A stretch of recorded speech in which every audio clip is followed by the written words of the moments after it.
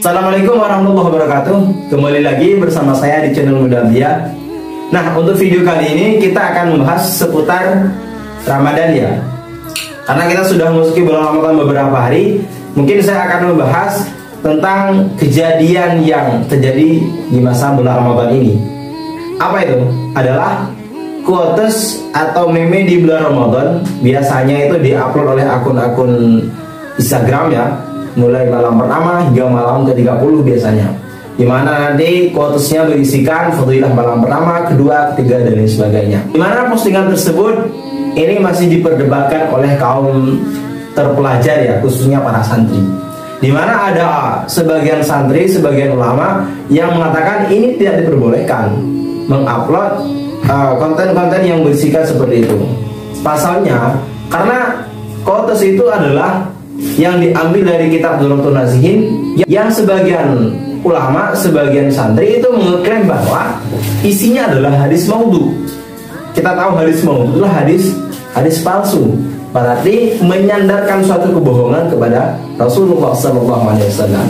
Sehingga atas dasar ini sebagian ulama, sebagian santri itu melarang untuk mengupload fadilah-fadilah tersebut yang berbentuk quotes atau meme yang ada di media sosial. Kemudian dari ulama-ulama yang tidak memperbolehkan dengan dalil inilah hadis maudhu, itu salah satu tendensi mereka adalah ini karena tidak terdapat dalam kitab-kitab mutabarah, kitab-kitab hadis, tidak pernah ditemukan, sehingga ini menurut mereka arahnya lebih ke hadis maudhu, sehingga dilarang untuk dipublikasi. Namun perlu diketahui, untuk mengklaim suatu hadis itu maudhu, apalagi di zaman sekarang, itu sangatlah sulit. Kita harus benar-benar meneliti rawinya, sanadnya. Apakah benar-benar hadis ini datang dari orang yang memang sudah dipastikan dia itu berbohong atau tidak. Sehingga untuk mengklaim ini sangat sulit. Kemudian kita sebagai pengguna media sosial yang bijak, ini bagaimana menanggapi meme-meme tersebut, quotes yang berisikan fadilah-fadilah sholat tarawih di bulan Ramadan.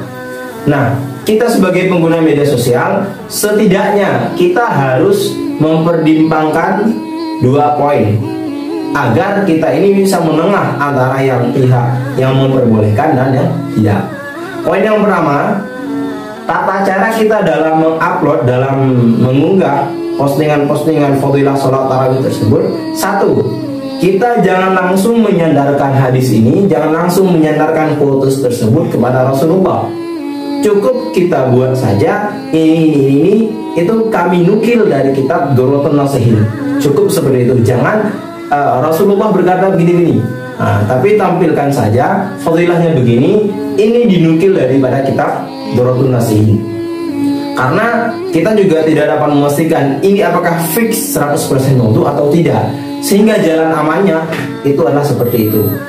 Kemudian poin yang kedua, setidaknya ketika kita memposting, mengupload foto tersebut, ini tidak memunculkan kericuhan yang terjadi di masyarakat.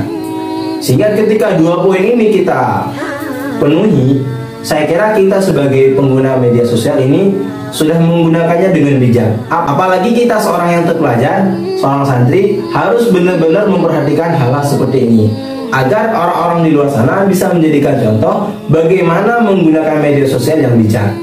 Nah, untuk dua poin tadi, itu adalah bukan pendapat kami sendiri, itu sudah pernah dibahas masailkan di pondok-pondok pesantren, dan hasilnya adalah seperti itu.